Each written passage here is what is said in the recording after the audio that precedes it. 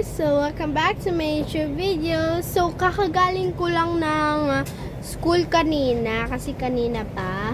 Kanina? Oo, kanina.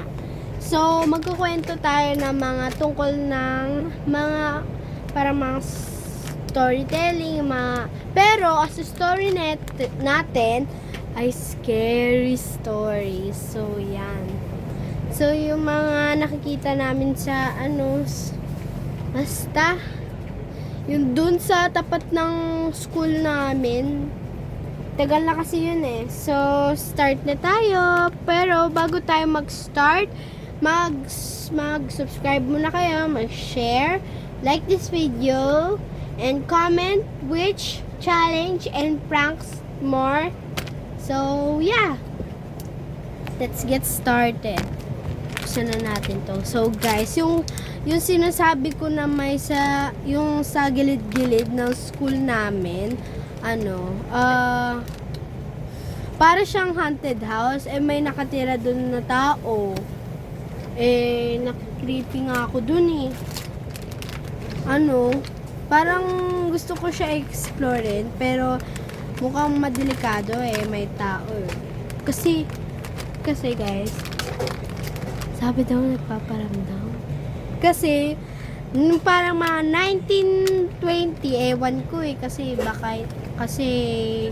baby pa atayin sila mama at papa.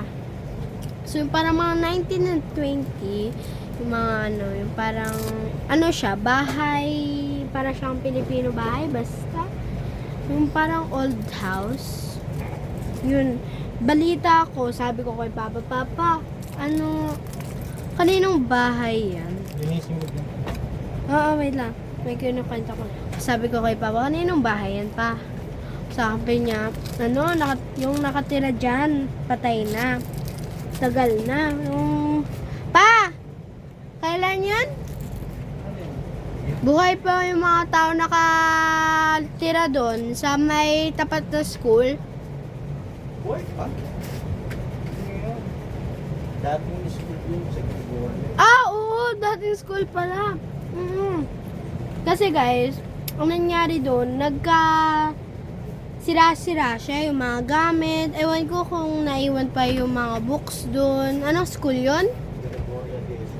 Oo, Gregoria. Creepy. Parang dati, pagkapasok mo yun yung school mo, parang mga basta palagi ko na tinitignan pag umuwi ako, o kaya pag hinahatid ako ni Papa. Kasi, every night na umuwi ako ng every night, basta nakakatakot tignan. Nandun yung mga bats, yung mga alam niyo naman, mga bats matakot sa ilaw. So, dun sila nagsistay. At saka, that time na magabi na, may naninig ako na parang ganun.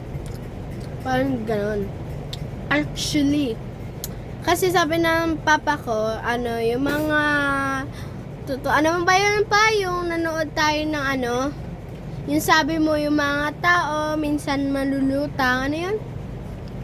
Hindi ba peke yun? Oo guys, pero may narinig ako ng gumanon. Kasa si Papa wala yan narinig. Promise guys, may narinig ako onte. Kumakain kasi ako. Kaya skip ko yung video para kumain ako. Guys. Minsan mga black cats nandyan sa school na yan. Yung kasi, school na yun, inabandoned dahil sa earthquake ba? Kasi sira-sira ate yung mga gamit. Hindi namin alam kung sila pa yung gamit o hindi pa. Yung mga gamit ba nun pa Doon pa. Hindi ko kasi alam. Kami ng pamilya ko, hindi ko alam. Hindi namin alam kung nandun pa yung mga gamit o kaya yung mga lalo na yung mga kinder, my dolls. Woo! Ghost! Imagine guys, 3 a.m. gagalaw.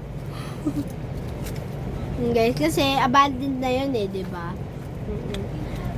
Kasi kanina, naboboard ako, wala akong magawa. So, naalala ko na gumawa ako ng ibang video. Pero tungkol na sa mga story.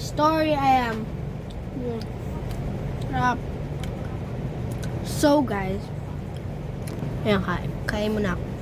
To our next story about sa bahay namin dati. Pero sa ilabas ng bahay namin. That night, naglalaro-laro kami ng mga Pinoy henyo, mga ganun. Ng mga Filipino games. Naglalaro pa. Mga Chinese starter. Pagka naman, kasi, merong puno malaki. Doon kami nagtitambay minsan-minsan. May kotse doon, mga tricycle. Ewan namin, nagkakagulo yung mga bats. Ayun. Kasi yung mga bats, doon sila. Ewan namin kung ano na nangyari. Ayun. So, that time, nagluluto pa si Papa at naglalaro kami ni Gwyneth, ni Robro. So, that time, nagluluto si Papa. Naglalaro kami ni Gwyneth, ni Robrob, at yung liit na tayo niya, si Maliit. Kasi, hindi pa ako nag-video nun, mga lang, mga short videos, ayan. So, tinignan namin. Pagka daan kami, 3 steps pa lang, tumigil na. Ewan namin May na ba kami? So, ayun guys. At saka, nung lumayo kami ng onte, naglaro-laro kami. Laro-laro. At saka, hindi namin alam na kami lang. Kasi, mayroong maraming kotse, tricycle, ayun, mga tricycle. Pero, hindi sobrang maraming tricycle kasi, driveway. Basta, maluwag sa 166. Nakaka-creepy at saka hindi binubuksan yung ilaw. Never. Every Sunday lang pa, no? Pagkabuksan ng ilaw sa 166. O, every Sunday. Every Sunday, every Christmas, every Pasko, ayan. Sila nagbubuksan every New Year, ayan. Pero, pag hindi talaga magse-celebrate yung para mga mga Christmas, New Year, Halloween, at mga celebrate birthdays, hindi sila nagbubuksan ng ilaw. Never. Kasi, balita ko, paunti-unti may nangangakaw doon. Kaya, marami sila, mga kagawad, yung parang ilan ba sila? Wait lang, bulangan ko lang. 6 sila guys. 6. Kasi dinagdagan namin para wala namang kasi may CCTV kami lahat-lahat. Every corner, every gitna. Ayun. So, ayun guys. At saka, di ba hindi nakabuksan yung mga ilaw every Sunday. Kasi nga, yung hindi ko paboritong part ay yung papunta kay tita. Dahil hallway yun. Hallway. Kasi nakaka-creepy. So, kailangan buksan ninyo ng hallway na yun. Kasi, alam mo naman matakutin ako. At saka ngayon, nung simulan lumipat na kami at nag-vlog ako para sa inyo. At saka, ayun, ang ganda ng bahay. At, ayun, meron kaming parking lot na, ayun, nagpalagay si tita. At saka, yung hindi ko mahilig ay yung hagdanan. Kasi, guys, nakaka-creepy talaga. Tumatayo na yung mga balahibo ko. Like, as in. Kasi, nung galing kaming lokal nun, pinuntahan namin yung bahay sa 166. Ang dilim-dilim talaga, hindi namin makita yung bahay. Hindi yung mismong lahat ng bahay, yung loob mismo. Kasi pag madilim, ayokong may hagdanan pa. Ayoko kasi may paghagdanan, yung halimbawa may papaabot si tita sa akin. Kailangan ko pa umakyat, gabi na. Hindi mo maglalagay ng ilaw? Hindi mo maglalagay ng ilaw? Ilalagay. Kasi nakaka-creepy, guys. Wag yung nakaka-creepy na ilaw, ha? Talagang liwanag na liwanag. Kasi, guys, ayoko na mga creepy things. Yung parang halimbawa, di ba? Halimbawa, umaakit ako para iabot yung manok kay tita kasi minsan nagpapa-fridge kami kay tita. Ngayon hindi na kasi may fridge na kami. So, ayan. Tsaka pag kahatidin ko kay tita, minsan nakaka-creepy yung hagdanan. Kasi sa bawat nag-steps ako, kung parang mabigat yung damdamin ko. Ayun, parang ganun nga. Kasi ayoko mga creepy stairs, yung mga ganun. Ayoko na mga third floor, second floor. Gusto ko lang normal. Hindi yung parang mga old. Yes, guys. At may rooftop si tita. Mismo nagpalagay siya sa mga workers. So, thank you workers for building. So, ayan. Follow niyo po sila. Ang galing ng mga jobs nila. Back to the story, guys. Katapos, ayun lang. Ayun yung halimbawa ko. Hindi talaga yung ginawa ko na basta halimbawa lang, guys. Kasi dati pa, yung bahay, yung parang mga old. Ayun, kasi, di ba may green door. Doon ko pinapark yung bike ko. Which sira na. Ayun.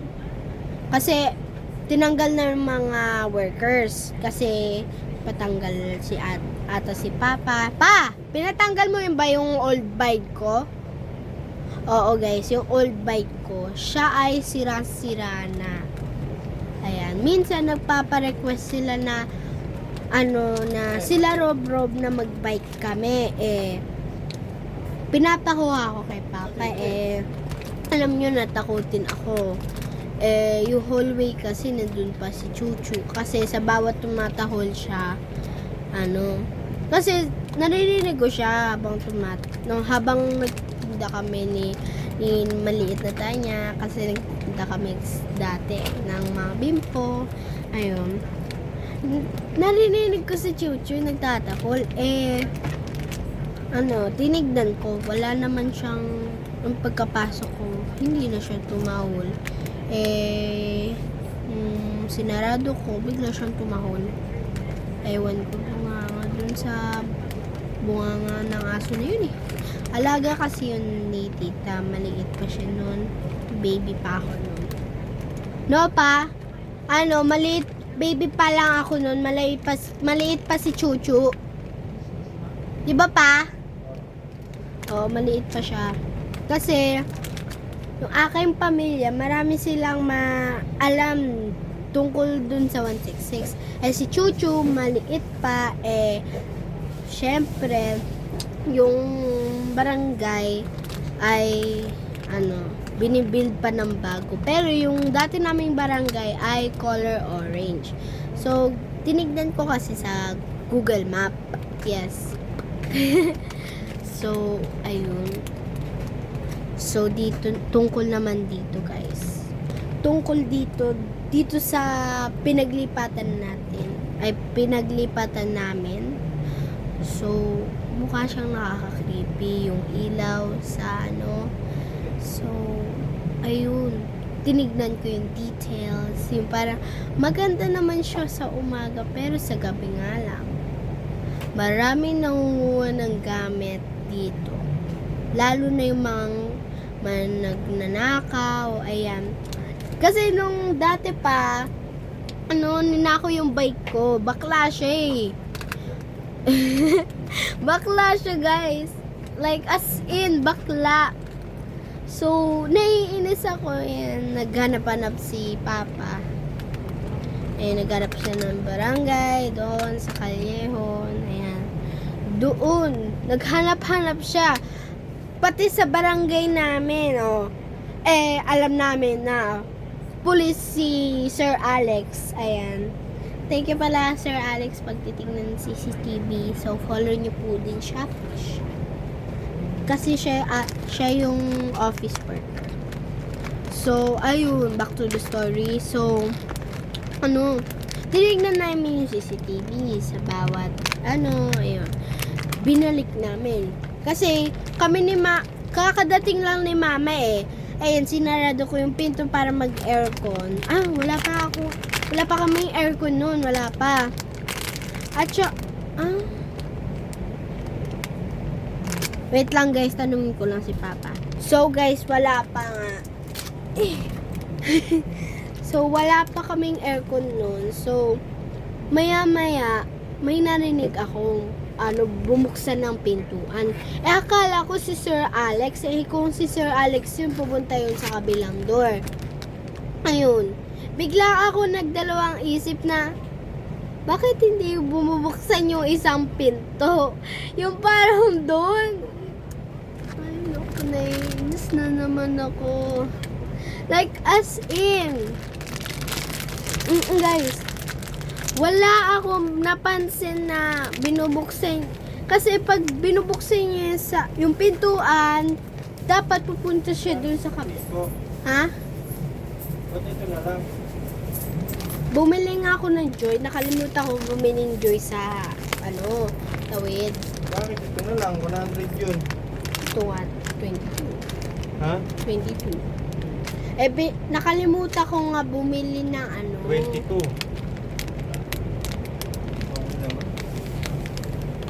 So, ayan guys. Ayan, naghanapan na puli si Papa. Wala kaming nahanap. Ewan namin kasi kahawig yung buhok ni ate. Ayun guys, napapalungkot ako. So, next birthday ko, ng 10th birthday ko, binili ako ng bike. So, ang tagal ko nang nasa akin. No pa? Ang tagal ko nang nasa akin. Hanggang 2026 guys. Kasi ayun, hanggang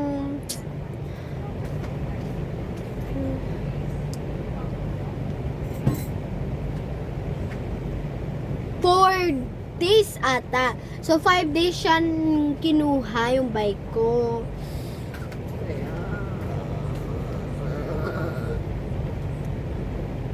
So, guys, ayan. So, nagtingin-tingin kami. Binidyo ni Papa yung CCTV camera. Ayun, mabuti na lang may CCTV kami dyan. Kasi, pag wala kaming CCTV, hindi namin makikita kung lalaki o babae man. Kasi, ang mga lalaki ay nanguha na mga tools, ang mga gamit, kasi yung buhok niya nakahawig. Parang nakaganto. Hanggang dito buhok niya. Hanggang dyan. So, So, ewan ko kung meron pa yung video na yun kay Papa. So, sabihin ko, wala na sa kanya, guys. Kasi dinilit namin. Kasi, pinakita ko kay Iya, kay Iboy, kay Eljane. Ayun, nalungkot sila. Kasi ako yung pinakabunso sa kanila eh. Sa kanilang grupo. Pero hindi kasali si Iboy. Lalaki yun. Kami babae. Kaso nga, may unting kabaklaan. May kaunting tomboy kay LJ. Ganito siya umupo. Ganito Ako naman, ako ganito. Si Ian, ako ganito. So, ayan guys. So, ayun lang yung vlog natin. Yung mga ayoko na stories. And yung mga creepy things. So, bye-bye guys. I hope you enjoyed this vlog. And have a nice day. I know it's not Halloween yet, but I have to tell you this. So, yeah. So, nag-iingat kayo dyan, lalo na yung mga may bike sa labas. Pasok nyo kung wala kayong pang-lock.